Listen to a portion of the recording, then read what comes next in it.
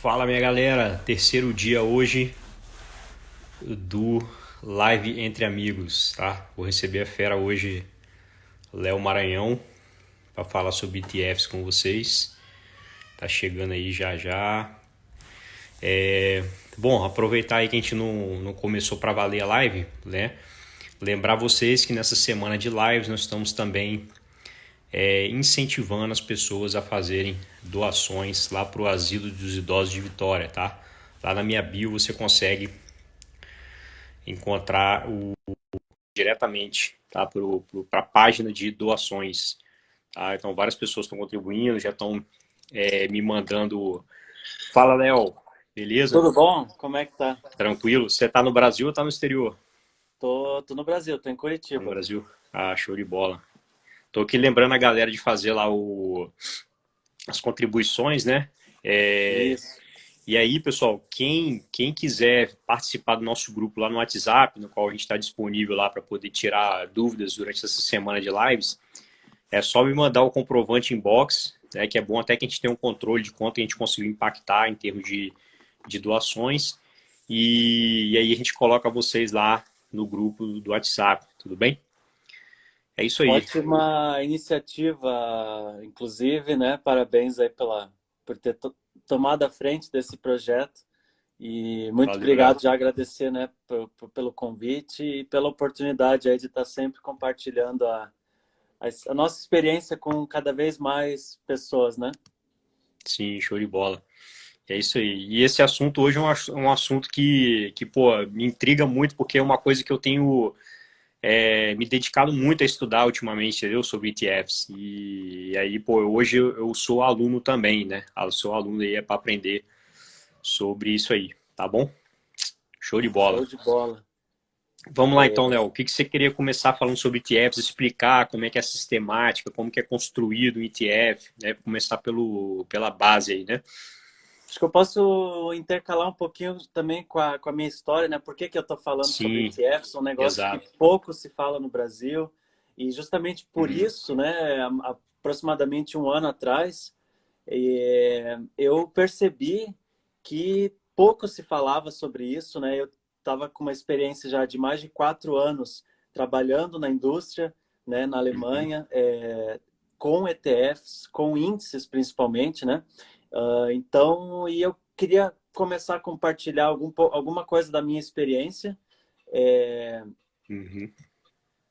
tá tendo algum panelaço aqui, mas enfim, espero que o barulho não atrapalhe e o Não pessoal tô ouvindo, continue não. aqui focado Tá, na live. não tá dando pra ouvir, não, panelaço, não. E, mas então, qual que era me distrair agora? A questão eu queria começar a compartilhar um pouco dessa experiência. Sempre gostei dessa parte de educação financeira, da importância da gente investir bem. E quando eu comecei a trabalhar nessa área lá na Alemanha, foi um mundo novo que abriu na minha cabeça, né? Isso lá em 2015. Imagina, Uhum.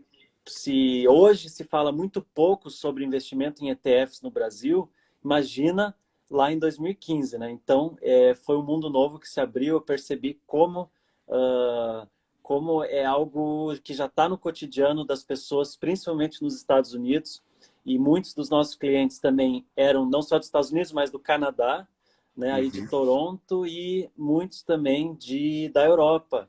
E tanto em não só trabalhando nessa área, mas convivendo com pessoas na Europa, eu pude perceber também que, principalmente jovens, né, quando começavam a investir no mercado financeiro, faziam através dos ETFs. E aí comecei a perceber como era algo, né, já muito comum. E no Brasil, é,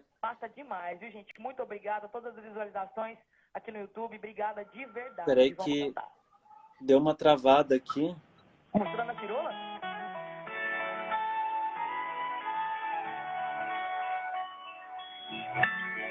Eu tá dando alguma interferência aqui com.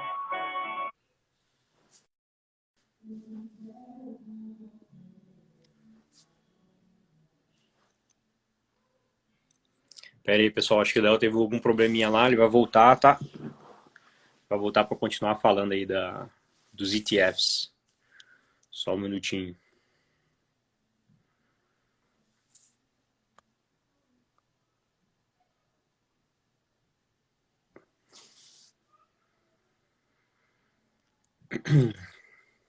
Opa. Vamos lá. Não sei o que aconteceu, parece que deu alguma Oh. interferência no YouTube aí, mas enfim. Uhum. É, Então, essa foi a grande sacada que eu tive. Pouco se falava sobre ETFs, eu via como algo muito importante, porque é uma forma muito prática, muito simples, muito eficiente das pessoas investirem. E eu comecei a compartilhar isso para os brasileiros, né? Porque pouco se falava. Uhum. Começou a rolar um sertanejo. Pois é, Parece que eu tá tendo a também live. escutei isso. Eu não acho que não sei, enfim, não sei o que Vai, aconteceu. Eu acho que vai combater com nossa live aí dos investimentos aí. Bom, quem quer aprender, vai aprender. Quem quer se divertir, vai se divertir. Faz isso parte. aí. É. Mas você me perguntou um pouco para falar da questão dos ETFs, né? Então, de uma forma muito simples, como é que eu vejo, né? É, você, em vez de selecionar ações individuais, você vai comprar um ETF que já é uma cesta de ações. Mas qual que é a diferença de um fundo tradicional? O fundo tradicional, você tem um gestor, uma equipe que faz a seleção dos ativos, buscando lá, né, de acordo com a filosofia deles, com a pesquisa do grupo. Agora, com o ETF, você vai simplesmente seguir um índice. Um índice que pode ser de um setor específico, de um mercado específico, Uhum. até de outras classes de ativo. E o que acontece? Como não tem essa gestão ativa, né? Como não tem uma tomada de decisão de um gestor, o custo acaba sendo muito baixo. E a Uhum. gente sabe do benefício, né? A gente sempre fala do poder dos juros compostos, né? Uhum. No longo prazo. Mas isso também acontece na questão de custos. Então, 1%, 2% que seja, em um mês, em um ano, pode parecer muito pouco. Mas se você pegar o poder dos juros compostos, nos custos também, e botar lá Uhum. para o longo prazo, cara, 2% faz uma diferença brutal, né? Com certeza. Então, essa é uma das principais coisas que, inclusive, o Warren Buffett, ele falou muito quando ele fez a defesa dele dos fundos de índice, né? Que é principalmente que ele falou a questão dos custos, que Uhum. no longo prazo os custos fazem uma diferença muito gigantesca. Então, né, é você investir em um ativo que já é uma cesta de ações, muito diversificado, né? Se for pegar os ETFs mais tradicionais, você está lá pegando, por exemplo, o índice SP500, que você já, né, automaticamente já está exposto nas 500 maiores empresas dos Estados Unidos de uma forma simples, de uma forma, né, já muito bem diversificado e que para muita gente já é o suficiente, não precisa querer Uhum. inventar muito além disso, né? Eu Sim. sempre bato na tecla que investimentos, né, a pessoa ela vai ganhar dinheiro com o trabalho dela, com a carreira dela. Então, se É ela isso aí. focar muito em querer ganhar dinheiro dentro do mercado financeiro, ela pode estar no foco errado. Se ela Uhum. foca no que ela é boa, no que ela ganha dinheiro, no negócio dela, na profissão dela, ela vai ganhar mais dinheiro e com isso ela vai poder aportar mais dinheiro no mercado financeiro e no longo prazo isso vai ser o que mais vai fazer a diferença para ela, né? Uhum. Então, você dedicar X horas por mês, vamos supor, para estudar lá as ações e tudo mais. Se você vai te trazer um resultado tão superior do que simplesmente investir no mercado e você Uhum. focar esse tempo no que realmente importa, seja no teu próprio trabalho ou inclusive no lazer, na família, né? Então Sim. essas são algumas coisas que eu gosto de pontuar assim na hora das pessoas começarem a investir. É isso aí. Bom, show de bola. E tem a questão também que me intriga muito, Léo, é a questão da aleatoriedade, né? Porque assim, até onde vai a capacidade humana de enxergar, por exemplo, novas Magalus da vida, né? Que vão desvalorizar estrondosamente em pouco tempo. Por mais que a gente estude, né, e analise uma empresa, para onde que a empresa está indo e não sei o que, não sei o que, a gente acaba ficando acaba sempre perdendo aquela oportunidade extraordinária, né, que está fora da nossa carteira, não sei o quê. E como o ETF é uma carteira muito ampla, você acaba pegando aí esse benefício da aleatoriedade, né? Que você acaba pegando aquelas ações também, né? Que vão dar aquela subida extraordinária ali dentro daquele portfólio, né? Porque é muito difícil, né? Você enxergar por mais que você estude, é difícil você enxergar uma ação que vai descolar muito e ter aquele, né, aquele negócio estrondoso. Está muito mais fora da nossa capacidade de análise né, do que qualquer outra coisa, né? A gente costuma, né, como que é a palavra? A gente acredita muito no nosso potencial Uhum, e acaba subestimando o poder justamente da aleatoriedade. Então, muitas vezes, uhum, e os últimos 2 anos eu acho que são um exemplo muito claro disso, né, de fases de crescimento muito forte do mercado, que muita gente começou a ter resultados positivos e já uhum, cria aquela autoconfiança que sabe o que está fazendo, que é muito bom, daí já compara com uhum, a carteira do amigo, enfim, sendo que em muitos casos você tem ali um quesito sorte, você tem um quesito da aleatoriedade, uhum, então o investidor ele tem que ser humilde também em saber que ele não sabe tudo, que ele não vai conseguir resultados tão acima, principalmente se você for pensar de forma consistente ao longo de décadas, né? uhum, Você acerta uma vez uma Magazine Luiza, primeiro que você olhar para o passado é muito fácil, né? uhum, sim, Você vê o resultado, putz, se eu tivesse investido, mas, pô, se tivesse, né? E quanto tempo você ia ter mantido? Ela ia começar a subir, subir, subir. Quem disse que você não ia querer é, vender? Então, exato, também tem isso. e você conseguir achar isso de forma consistente ao longo de muitos, muitos, muitos anos, né? Nem os grandes gestores equipados dos principais recursos de terminais de Bloomberg, de análises, enfim, eles conseguem fazer isso de forma consistente ao longo de décadas, né? Então, Uhum. essa questão da aleatoriedade, e eu gosto muito daquele perfil do Instagram que é o Monkey Stocks, É o né? Monkey Stocks. O Monkey Stocks, eu não sei como é que tá A a carteira dele brincadeira, agora, né? a carteira dele esse ano. Mas ano passado, né, para quem não sabe, o Monkey Stocks, ele basicamente ele está botando em prática um conceito já de muitas décadas que o Burton Malkiel, que escreveu um livro chamado A Random Walk Down Wall Street, vou até escrever aqui, que é um livro Uhum, muito bom, pena que não está traduzido em português, mas para quem souber inglês ou espanhol tem disponível. E ele fala que um macaco vendado atirando dardos num jornal na época, né, as cotações vinham, uhum, décadas atrás, vinham em jornais. Um macaco vendado atirando dardos, ele vai conseguir escolher uma carteira tão ou até mais eficiente do que gestores profissionais.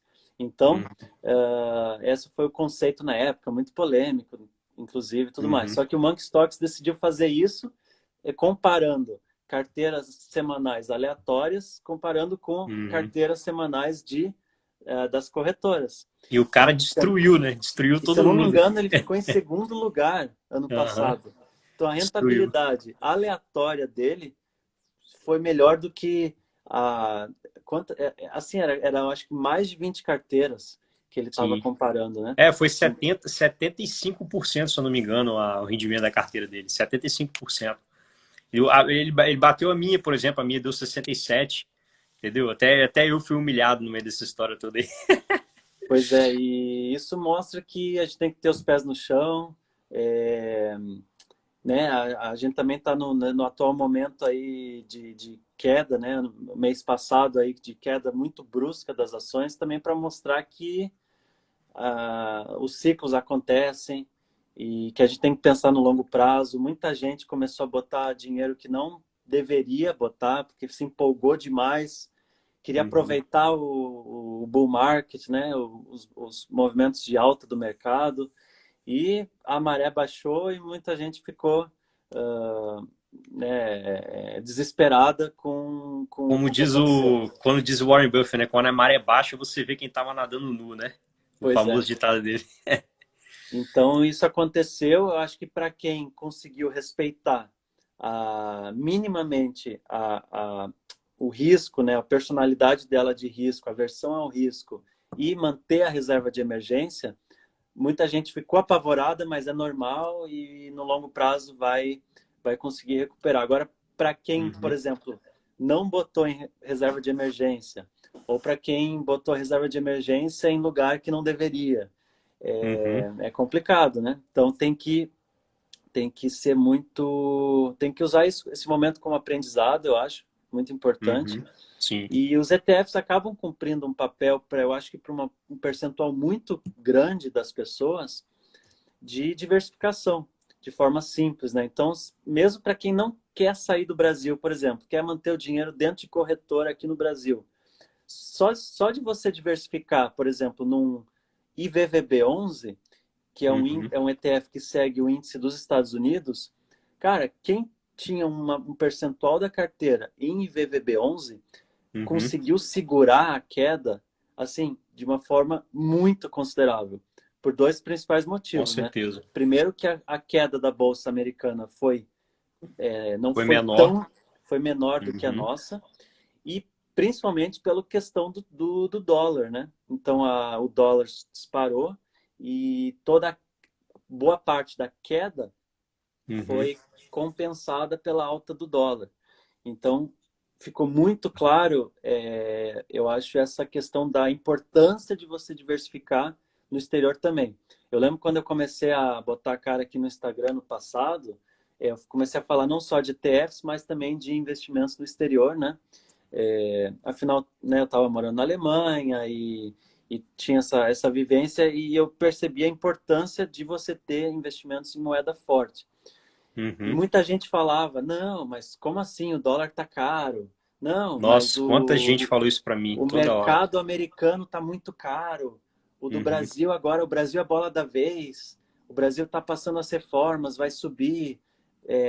Daí todo aquele entusiasmo com bolsa 100 mil pontos, vai para 200 mil pontos, enfim. E eu falava, tudo bem, essas premissas fazem algum sentido, sim.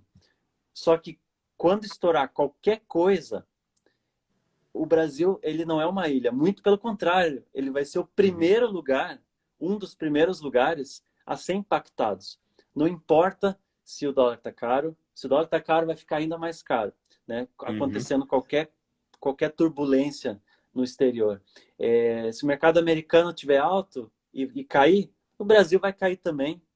E com uma intensidade, e a gente vê nas crises, a intensidade da queda no Brasil, ela é maior justamente porque uhum. os investidores internacionais veem o Brasil como um país de um risco muito maior, né?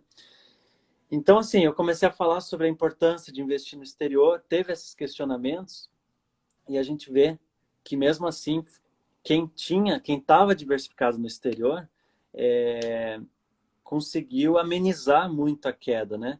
Então, Sim. assim, e você consegue fazer isso de uma forma muito simples, né? Eu acho interessante a pessoa diversificar, abrir uma conta no exterior, comprar ETFs no exterior, mas se a pessoa simplesmente compra um IVVB11, pô, já está de muito bom Já é. tamanho, né? Já Já é. consegue Já é se alguma coisa. diversificar, Já é alguma coisa. né? Uhum, Você já está diversificado em dólar nas 500 maiores empresas dos Estados Unidos, é, comprando um ativo que está custando, uhum, eu nem sei quanto é que está, mas acho que está, deixa eu ver, EIVVB11, quanto é que fechou hoje? R$ 151, o uhum. cara já está diversificado nas 500 500 empresas. maiores empresas dos Estados Unidos. Então, esse acho que é um dos maiores benefícios do ETF. É Uhum, você, no nosso caso agora, com R$ 151, você conseguir diversificar nas maiores empresas dos Estados Unidos de uma forma muito simples. Abre a tua corretora, digita o código e comprar e pronto, né?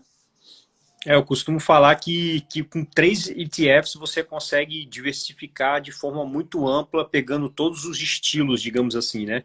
Se você tiver, por exemplo, Small 11, Divo 11 e VVB 11, Você já está ultra mega diversificado e posicionado estrategicamente em diferentes estilos, né? Porque small caps tem aquela coisa de que quando o mercado está subindo, os small caps, né, geralmente sobem acima da média, mas quando cai também cai acima da média, né? Porque são empresas mais frágeis. Você tem o Divo 11, que são as empresas boas pagadoras de dividendo, ou seja, você equilibra a coisa, né? E ainda você tem o IVVB 11, né, que está exposto ao exterior, ou seja, só nessa fatia sua que você determinou que vai para a renda variável, se você tiver esses 3 ETFs aí, você já está muito bem posicionado. Fora os ETFs também do exterior, que inclusive é uma coisa que eu acho que falta no Brasil, que são os ETFs dos fundos imobiliários do exterior, que são os REITs, Uhum. né? Que também é outra forma também, que a gente não pode deixar de falar, que é outra forma também muito boa de você estar diversificado, né, entre REITs sem precisar ficar perdendo tempo com seleção de REITs individualmente. Né? Inclusive, hoje eu fiz um vídeo no YouTube, quem quiser assistir lá, mostrando um desses ETFs que tinha caído 50%. Inclusive, era um ETF que era posicionado em REITs canadenses, né? O Uhum. mercado imobiliário canadense estava uma loucura, não sei se você Eu estava vi que você acompanhando aí. postou. Então, ele voltou para o mesmo patamar, Léo, de 2011, cara. O mesmo patamar de 2011, caiu 50%. Então, eu olhei, por exemplo, indicadores como preço-valor patrimonial, por exemplo, price book value, né, em inglês, estava 0,75, entendeu? Ou seja, já estava abaixo do valor patrimonial, consideravelmente abaixo do valor patrimonial, né? E já estava lá com o yield, né, considerado os últimos 12 meses, 5%, ou seja, se você consegue um yield de 5% com os preços lá em cima, quando os fluxos de caixa se normalizar, você vai conseguir um yield melhor, entendeu? Então, assim, aparentemente, muito interessante, uma oportunidade muito boa e também outra forma de você diversificar. E sem você. Desculpa. Pode falar, pode falar. Não, e sem você precisar ficar analisando Uhum, fundos imobiliários individuais, né? uhum, A sim. do Canadá, ainda por cima. Então, você entrar num ETF, a gente chama de fundos imobiliários, mas como se fosse o primo do fundo imobiliário, né? Nos Estados Uhum, Unidos e no Canadá, sim. você consegue de forma também muito simples, tanto esse que você mencionou, ou então o VNQ, né? Você está Uhum. automaticamente investido nos melhores imóveis aí dos Estados Unidos, de uma forma muito prática, muito simples. É, então, hoje está muito mais simples também você abrir uma conta no exterior, né? Eu lembro que ano passado eu gravei um podcast com o Lucas Rufino, que você já gravou, acho que essa semana com ele, né? Foi ontem, foi ontem. Uhum. Sobre renda E, fixa. e ele perguntou para mim ano passado, né? Você acha que a gente vai ter no Brasil mais ETFs né, com exposição em China, com exposição, enfim, com mais alternativas do que a gente tem hoje? Eu pensei, olha, eu acho que o brasileiro vai começar a investir cada vez mais em ETFs de diferentes, né, mercados, de diferentes estratégias, não necessariamente dentro do Brasil, porque está cada vez mais fácil você abrir uma conta numa corretora dos Estados Unidos hoje, né? Uhum. Então, esse bloqueio que muita gente tem de tipo, vou abrir uma conta no exterior, é complicado, ou é muito burocrático. Cara, tá cada vez mais simples isso. Tem Tudo até pela corretora com internet, atendimento em tranquilo. português, Uhum. que já prepara a tua documentação para imposto de renda. Então, tá bem mais simples isso hoje, né? Uh, e fora os ETFs assim tradicionais que a gente fala de índice SP 500, né? Quem gosta de investir, por exemplo, em estratégias específicas, você também encontra esse tipo de alternativas lá. Vamos supor que você gosta só de empresas. Você pensa, mas eu não gosto de ETF porque tem empresa ruim no meio. Tudo bem, mas isso também o resultado em si do mercado acaba diluindo possíveis empresas ruins que estão ali no meio. Mas mesmo assim, se você quer ter um critério ainda mais rigoroso, você tem ETFs, por exemplo, como qual QUAL, que eu comecei a estudar um pouco mais, não é recomendação de compra nem nada, tá? É para estudo. Mas, por exemplo, ele seleciona as empresas de acordo com se ela está tendo lucros consistentes e sólidos ao longo dos anos, se ela não é uma empresa que está endividada, ou seja, que ela tem uma alavancagem baixa. Então, esse índice, né, qual de qualidade, né, de quality. Uhum. Então, ele pega, por exemplo, é uma versão do SP500, só que ele vai selecionar só as empresas que têm esses critérios que muita gente acaba utilizando quando vai fazer o teu stock picking pessoal, né? Então, se você também não quer fazer stock picking e quer selecionar só esse tipo de empresa, você também consegue. Então, no qual você tem empresas também muito sólidas, muito estruturadas, e no atual momento, né, que você ter geração consistente de lucros, empresas que não estão muito endividadas, tem uma alavancagem baixa, eu acho que também é muito interessante para a estratégia de muita gente, né? Então, não Sim. é só SP500, nós Tem o Noble, né? Noble, né? NOBL também, que é muito interessante, né? NOBL, que pega também empresas muito sólidas, né? O Maicon está perguntando o nome aqui. Eu vou botar. Bota aí Tá falando, Qual e NOBL para ele, os dois aí. Qual, né?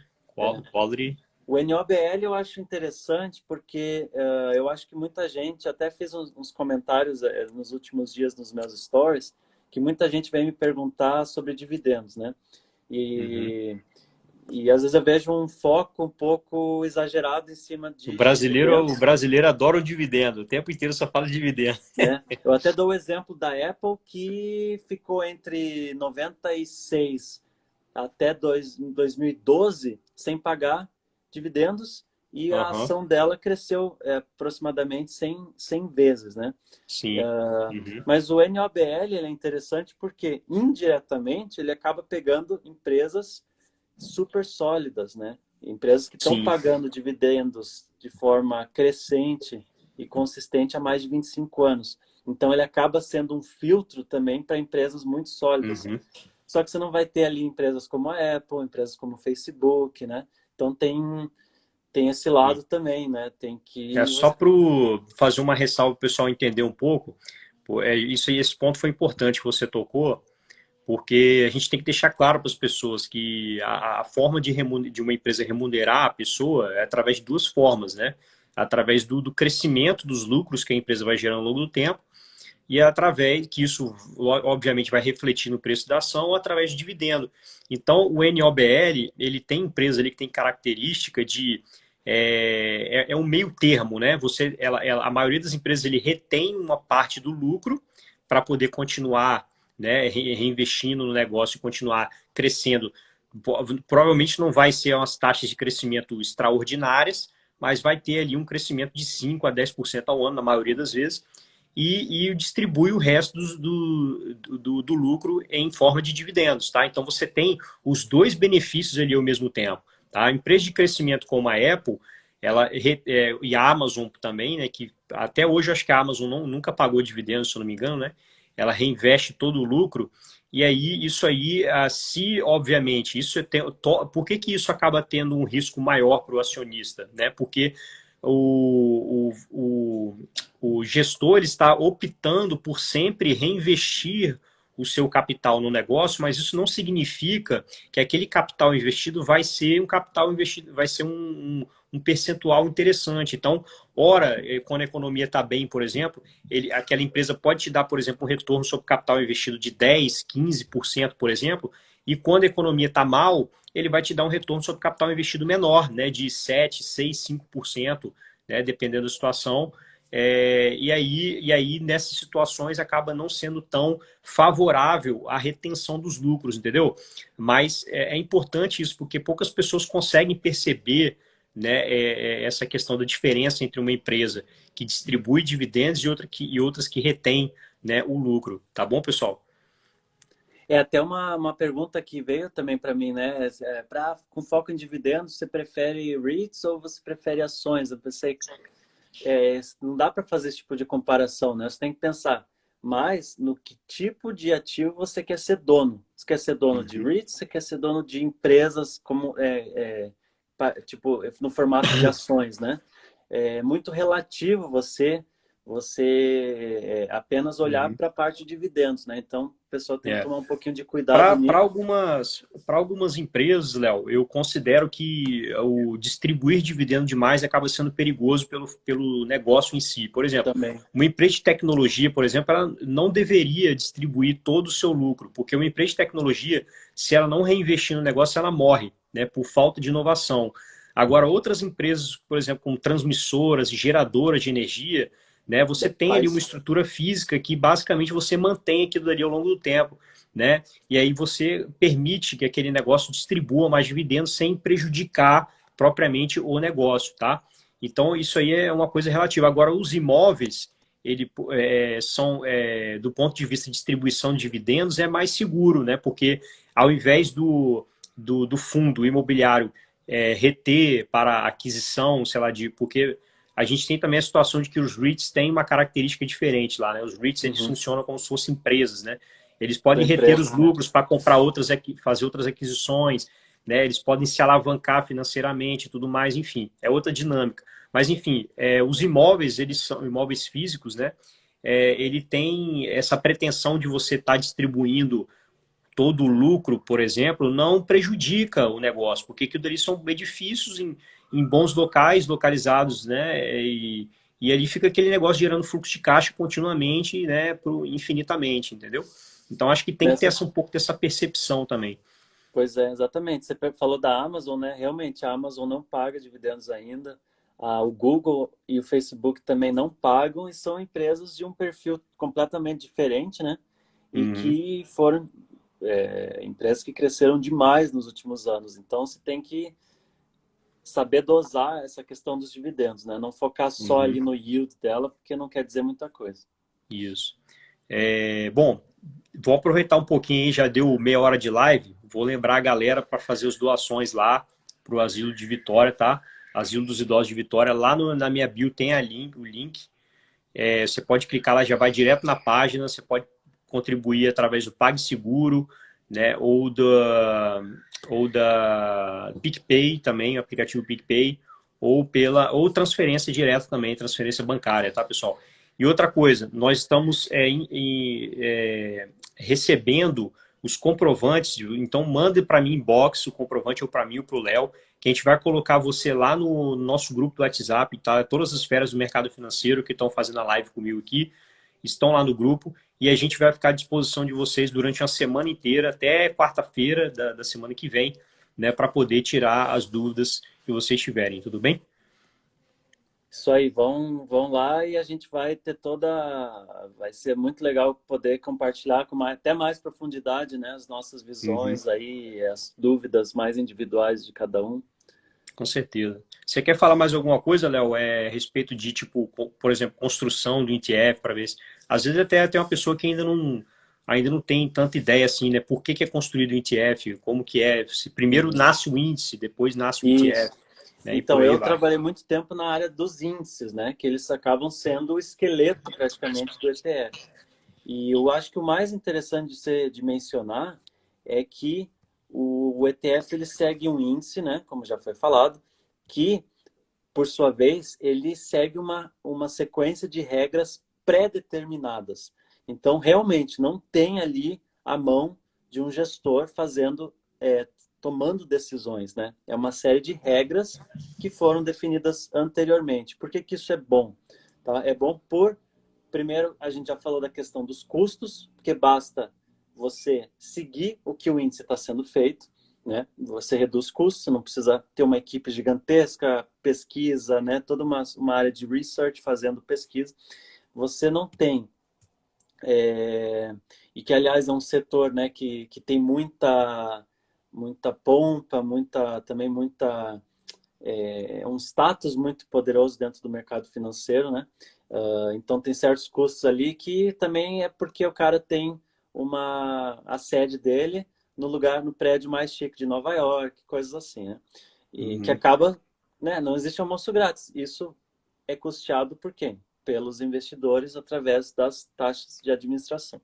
uhum, E ele traz transparência e previsibilidade. O mercado hoje em dia ele está cada vez mais atrás de transparência, cada vez mais os investidores também querem ter uma certa previsibilidade. Então, você sabe que, tendo o índice do SP500, né, um ETF tipo o próprio IVVB11 ou o VOO, lá nos Estados Unidos, você não sabe quais serão as empresas daqui 5 anos, mas você sabe que aquela série de regras vai ser cumprida, que é basicamente as 500 maiores empresas negociadas nos Estados Unidos. Se você entra num índice do setor de dividendos, né, da estratégia de dividendos, daí ali a gente tem vários estilos. Se pegar o NOBL, a gente sabe que ele começa com lá o universo de ações dos Estados Unidos, vai restringindo através da série de regras, né? Não tem, de novo, não tem tomada de decisão. Ele vai tirar tudo quanto é empresa que não está pagando dividendos por pelo menos 25 anos ou mais. Tem toda uma série de regras, né? E o próprio peso de cada ação dentro do ETF vai ser também por uma questão de regras. O NOBL, ele deixa em pesos iguais. Já tem outros ETFs de dividendos que vai ser baseado no tamanho da empresa. Então, quanto maior a empresa, maior o peso dela dentro do portfólio.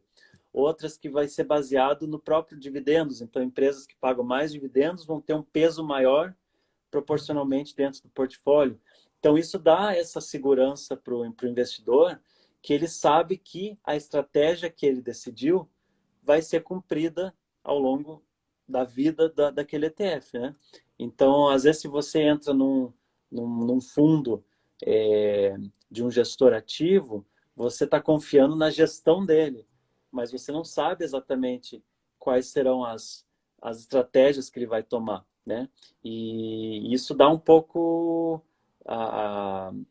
o ETF acaba te dando um pouco as rédeas, né, de certa forma, do teu investimento, porque você sabe que tantos por cento daquele teu ETF, dos teus investimentos, você dedicou ao setor, ao mercado americano, tantos por cento no setor, no mercado brasileiro de small caps. Então, você consegue ter uma gestão, vamos dizer assim, um pouco mais macro, né? Você consegue pensar de uma forma um pouco mais, eu acho que estratégica, sem ficar pensando tanto em ações individuais, mas você sabe, assim, tantos por cento vai ser aquela estratégia de dividendos, tantos por cento, quem quiser botar até em ETF da China. Eu sei que você gosta muito de analisar, né, também as ações de empresas chinesas. Enfim, essa transparência e previsibilidade eu acho que são muito interessantes nessa questão dos ETFs, né? Para dar alguns exemplos práticos, por exemplo, desde estratégias muito simples. Então, eu participei, por exemplo, da construção de um ETF aí do Canadá, do Banco de Montreal, que era basicamente o setor financeiro do Canadá. Então, quem quiser investir nos maiores bancos do Canadá, tem esse ETF do Bank of Montreal, né? BMO. Então, ali era uma estratégia muito simples. Era pegar, a gente tinha uma série de regrinhas, mas na prática eram os cinco maiores bancos do Canadá. Por outro lado, você já tem estratégias um pouco mais sofisticadas. Tem algumas, por exemplo, de dividendos, que você tem que olhar não o pagamento de dividendos do passado, para você selecionar as maiores empresas, mas as que têm expectativa de pagar os maiores dividendos no futuro. Então, você tem que pegar toda uma série de dados de previsão de dividendos que serão pagos nos próximos 12 meses e selecionar ali, por exemplo, as principais, as maiores, enfim. É uma série de regras que são determinadas. E então é muito interessante esse lado também de você construir um ETF, você construir uma cesta, né? É um algoritmo, é baseado ali em regras que você determina. Em vez de você ficar tomando decisões pessoais. E uma coisa legal que eu também acho que o John Bogle, né? Esse é outro cara que eu vou escrever aqui, ó, para ir atrás dos livros dele. John Bogle, ele era Foi ele que criou, foi ele que foi o fundador da Vanguard, não foi? Isso, o pai dos fundos de índice, né? Na época, foi muito criticado. Nossa, que cara medíocre, como que você vai aceitar um rendimento na média? Que absurdo, né? Ah. Ah, e ele já falava essa E quem questão. será que mais criticava, né? Obviamente que a indústria da gestão ativa, obviamente, né? Pois é, Óbvio. exatamente. E hoje, décadas depois que ele começou, ano passado foi quando a quantidade de recursos investidos em fundos de índice superou a quantidade de dinheiro investido em fundos ativos. Ano passado nos Estados Unidos, esse ano no Japão, e está em crescimento no resto do mundo aí. No Brasil está só está começando a falar sobre isso, né? Uhum. Então, os ETFs VB11 e SPXI11 caíram menos na bolsa. Pois é, foi o que a gente mencionou anteriormente. Quem tinha esses ETFs, que é do índice americano, pô, amenizou demais a queda total da carteira, né? Uhum. Eu ia falar alguma coisa do John Bogle, mas agora deu uma fugida aqui de alguns outros benefícios dos ETFs, né? Eu vou tentar lembrar aqui, daí eu menciono de novo Uhum. para você. Tranquilo. Você falou da questão dos ETFs da China aí, e eu fiz um vídeo mostrando dois ETFs. Quem quiser vai lá no meu YouTube, lá no canal Escola da Fortuna. Eu mostrei um que era de small caps da China e outro que era de large caps. O problema é o seguinte, por isso que é importante você pelo menos dar um filtrozinho, né, antes de você escolher um ETF, entrar no site mesmo lá da Vanguard ou da BlackRock, né, que são as duas das maiores emissoras de ETF, e aí você dá uma olhada para ver como está a construção, né, o breakdown, né, a construção daquele portfólio ali. Então, nesse do large cap da China, por exemplo, eu achei muito ruim, sabe por quê? As duas empresas representavam 30% do portfólio, que era o Alibaba e a Tencent, né, que são É, as empresas que têm um valor de mercado absurdo, né, gigantesco lá na China, e as duas juntas representavam 30%. Já no de small caps eu achei mais interessante, porque de small caps ele tinha não tinha nenhuma empresa, se eu não me engano, que passava de 3%, né?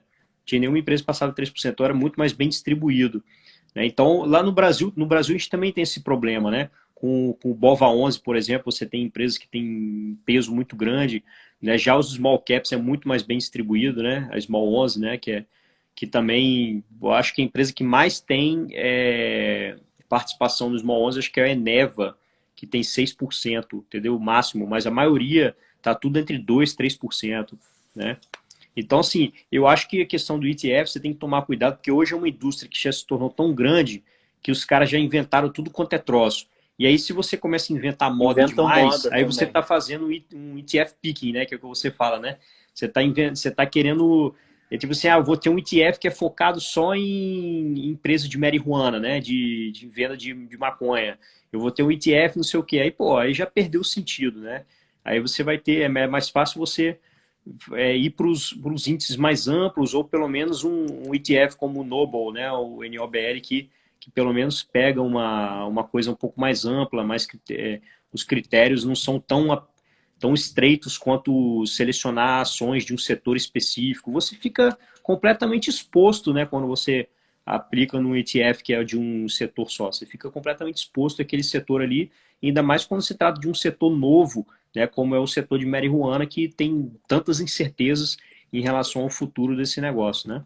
Esses a gente chama de nichos, né? Nichos muito Uhum, específicos, realmente tem que tomar um pouquinho de cuidado. Eu acho sim, quando muita gente, né, começa a estudar mais sobre ETFs e tal, você conhece esse mundo novo e se empolga também, porque tem ETF muito legal nos Estados Unidos, na Europa, uhum.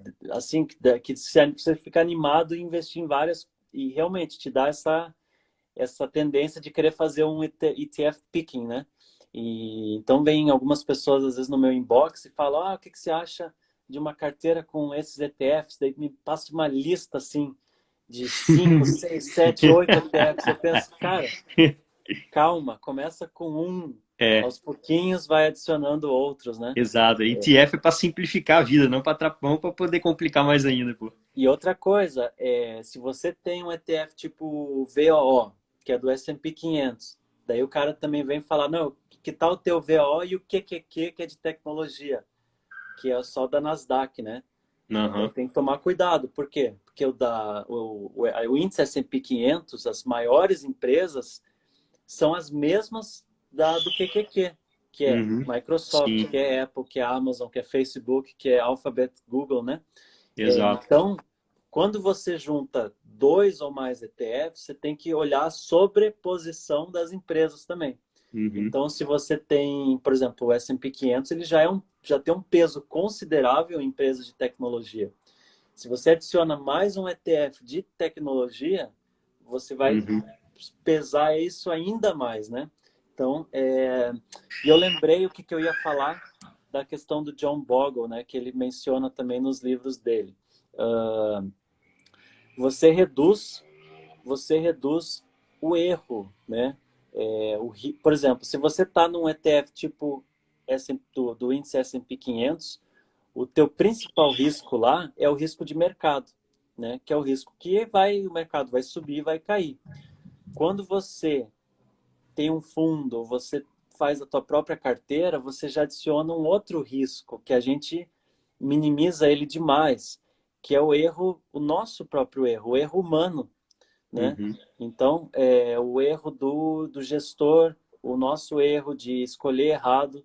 Então, esse é outro benefício que eu vejo da questão dos ETFs. Nada contra você fazer um stock picking também, você talvez manter uma parte do portfólio em ETFs e se você gosta e tem tempo para isso, você estudar algumas empresas que você acha interessante, né? Eu sei que você gosta muito da Tesla também, né? Por exemplo. Uhum. E você gosta talvez enfim, nada contra você fazer isso. Agora, você ter uma boa parte em ETF, você está minimizando esses erros, essas apostas, né? Às vezes um gestor ele tem um resultado muito bom por alguns anos, é, acaba criando uma certa autoconfiança ali que pode ser prejudicial, né? Uhum. Então, essa questão de você minimizar os erros, os riscos, né, e tirar a questão do risco ali humano, vamos dizer assim, é bem bacana também, né? O Show. Fabrício aqui perguntou, ETF bom do Japão para estudo, saber algum de cabeça. Eu não sei de cabeça, mas eu posso te sugerir um site chamado etf.com, tá? Ele está em inglês, mas assim, lá Uhum. você tem o banco de dados de todos os ETFs que são negociados nos Estados Unidos, e lá tem do Japão. O Japão, inclusive, Tem tudo. tem uns ETFs interessantes, assim, eles também... Mercado americano tem tudo que você imaginar, meu amigo. Qualquer coisa que Pois você é. imaginar existe lá. Exatamente. Então, às vezes, perguntar para investir em ETF do Japão tem que abrir conta no Japão? Não. Pelo contrário, você basta uma conta nos Estados Unidos e lá você consegue investir no mundo inteiro, né? Eu falo Uhum. que os ETFs ajudam, né, a você... Eles democratizaram o acesso do mercado financeiro em duas Uhum. linhas principais, né? Você hoje com sei lá, com um valor muito baixo comparativamente, né? Enfim, se você fosse comprar as maiores empresas dos Estados Unidos hoje, você ia ter que comprar uma ação de cada e ia ser um valor muito alto. E com os cento e poucos lá reais que eu falei, você já consegue de uma forma simples está bem diversificado. Então, democratizou nesse aspecto que com cento e poucos reais hoje você já está investido de forma diversificada. Mas também, para quem já é experiente, você hoje consegue atingir, vamos dizer assim, os quatro cantos do mercado financeiro, tanto de forma geográfica, né? Então, imagina, qual que seria, há anos atrás, a possibilidade de um brasileiro investir em empresas da Austrália, da China, até da África você consegue hoje, né? De uma Uhum. forma Sim. simples. E não só isso, mas outros ativos que também seriam difíceis, como, por exemplo, títulos públicos dos Estados Unidos, títulos públicos Uhum. do Tesouro, né, da Alemanha. É. Você consegue isso através do... É legal, legal você falar isso aí, Léo, que muita gente ainda não conhece também os ETFs que são de renda fixa, né? ETF de renda fixa, muita gente não conhece ainda. Tanto no Brasil, O Brasil também até tem. interessante que que a seleção, vamos dizer assim, de ETFs de renda fixa é até bem interessante. Sim. Tem vários Uhum. ETFs de renda Sim. fixa no Brasil. Nos Estados Unidos, você consegue... Eu estava mencionando ontem também, que no Brasil a gente tem um sério problema com crédito privado, debêntures, né, que tem uma liquidez baixa, Uhum. e certos fundos que inclusive corretoras indicaram ano passado como reserva de emergência, só que ela tinha crédito privado dentro, e caíram aí 10, 15, 20% agora nessa crise. Imagina, reserva de emergência. Uhum. Só que no exterior, o crédito privado ele tem uma liquidez muito maior. Então você consegue encontrar ETFs de bonds, né, que são os títulos públicos, títulos de renda fixa de empresas sólidas, né, consideradas investment grade, e que pagam um pouco a mais do que os títulos públicos. Então, esse é bem interessante também. Na Europa, isso é muito comum. Você tem lá, você acaba, através de um ETF, investindo de forma super diversificada em bonds de empresas super sólidas. Isso é bem Uhum. bacana também. E eu coloquei o index aqui que representa o mundo, né? Uhum. MSCI World Index, que é como se você quiser investir no mundo todo, basta que você compre um ETF. Você está diversificado no mundo todo. Porque existe um índice que representa os mercados acionários ao redor do mundo, né? Inclusive tem um específico só de mercados emergentes, tem um específico só de mercados desenvolvidos e tem um que tem a mescla dos dois, Isso. né? E aí você pode estar diversificado no mundo todo com apenas um ETF. Tá? Você vai ter, obviamente, que as maiores economias vão estar mais bem representadas, né? Se você pegar os Estados Estados Unidos é Unidos mais do que e 50% é mais de desse índice. 50%, né? Porque o mercado financeiro americano é coisa de maluco, né? O mercado acionário americano é um Se for volume pensar, se for monstruoso. pensar assim no comportamento de investidores americanos, eles vão, de um modo geral, investir muito mais no ETF do S&P 500, né? Uhum, Porque é o mercado local deles e é o maior mercado do mundo também. Então, assim, o grosso, vamos dizer assim, da carteira de quem começa a investir com ETFs lá é do S&P 500.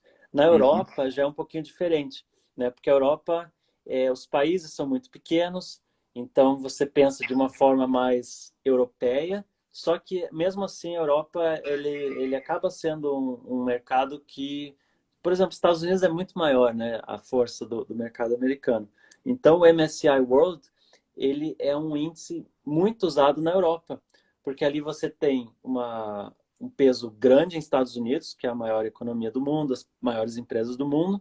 Você também tem um peso considerável em Europa, em moedas locais, né? Então, em franco suíço, libra e euro. E você tem também um pouco de Austrália, um pouquinho de Japão, um pouco ali dos uhum, mercados asiáticos e da região do Pacífico, de mercados economias desenvolvidas. Então, uhum. muito europeu, né? Se tiver alguém aí que mora na Europa, eu tenho até um IGTV falando sobre isso. O MSCI World é bem bacana, bem interessante, porque ele pega basicamente as principais economias do mundo inteiro, né? Uhum, show de bola. Bom, tá faltando uns 5 minutos, né, para acabar aí, basicamente. Se alguém quiser fazer mais pergunta aí, pessoal. Tem uma pergunta que a gente não respondeu do Michael. Tem algum estilo de Small 11 lá fora? Cara, tem várias, tem Tem várias. vários. Você não tem ideia. Tem os index lá nos Estados Unidos, que é o tal do Russell, não sei o quê, só que você pega várias, você tem Russell, sei lá, várias séries, né? 6.000, 5.000, não O sei o que, principal, 1.000, o uma principal é o porrada. Russell 2000, né? Então, vamos dizer assim, o benchmark de small caps dos Estados Unidos seria o Russell 2000. Uhum, Só que você tem também, dentro do próprio small cap, você também tem os fatores específicos. Então, velho, né? Tem small cap sim. velho. Enfim, tem... Tem growth, small cap value, tem Pois é. tudo que você imaginar, meu amigo. Todos os gostos de estilos, tem tudo lá. E se eu não me engano, acho que o Russell ele pega do fundo para cima, não é isso? Acho que é uma coisa assim. Então, quanto maior o número, acho que ele pega do fundo para cima. Então, tipo assim, dois terços pegando do fundo para cima, como se você colocasse a ordem decrescente, né, a ordem decrescente das empresas, do maior valor de mercado para o menor. Então, ele pega aí tem alguns ETFs lá que explicam, pegamos os dois terços da parte de baixo, Uhum. né, das empresas com menor valor de mercado, entendeu? E por aí vai.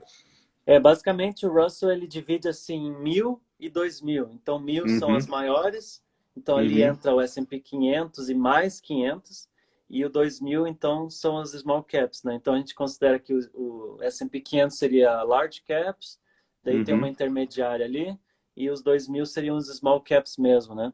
uhum. Lá um pouco qual seria o maior risco das ETFs? Cara, o risco é o mesmo de você investir em ações individuais, né? Se você estiver pensando em renda variável, você não achar que só porque está diversificado não vai cair, né? Porque uh, live da Marília, não tem live da Marília aqui, não. Tá falando para É, desligar porque tava no live da ele não é obrigado a assistir, né? Ele não é obrigado a assistir, meu amigo. É só ir lá assistir o live da Marília entendi. lá. Não, como assim? Não entendi. A gente não tá com a live da Marília ligada. Deve estar dando alguma interferência no teu, enfim. Não, acho que ele só tá sacaneando mesmo, acho. Que ele tá falando que a live, tá rolando a live da Marília, nós Entendi. tem E a pessoas gente não tá assistindo lá. aqui, a gente tá atrapalhando as pessoas que estão assistindo aqui. Então, em questão de risco, os riscos são iguais. Eu falo que o ETF ele é apenas uma cesta, é apenas o veículo, né? Então, você tem que olhar o que está dentro dele, o que está dentro do ETF. Se são ações, é o mesmo risco de ações. Se for renda fixa, é o mesmo risco de renda fixa.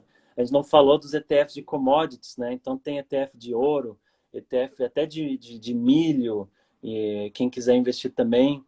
Então, quais taxas de administração no Brasil e no exterior são aceitáveis? Olha, no exterior, principalmente nos Estados Unidos, você consegue investir a 0,03 0,03% de taxa de administração você tem em ETFs. Então isso é quase zero, né? Agora Uhum. no Brasil ele é um pouquinho mais alto, mas está diminuindo, né? Então 0,30, 0,24 são alguns que você consegue encontrar por aí, né? Quanto mais sofisticada for a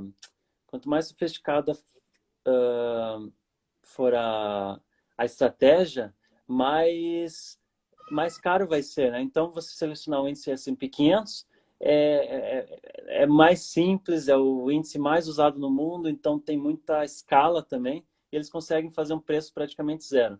Agora, se for algo muito mais sofisticado, vai começar a encontrar aí por 0,3, 0,5, você consegue Uhum. encontrar. Então, tem que analisar caso a caso, né? Show de bola, Mais Léo. alguma pergunta por aí antes que termine? Acho que vai acabar. Melhor a gente encerrar Pessoal, relembrando o pessoal para fazer as doações boa. lá, né? Lembrando que as lives vão continuar essa semana.